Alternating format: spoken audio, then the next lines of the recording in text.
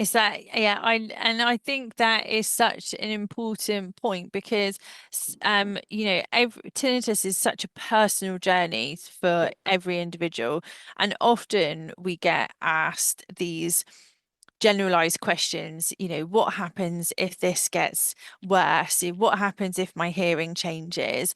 And we don't have those answers essentially because it is completely individual. I had a patient recently. They had four sounds they could hear in one ear, five sounds they could hear in another ear,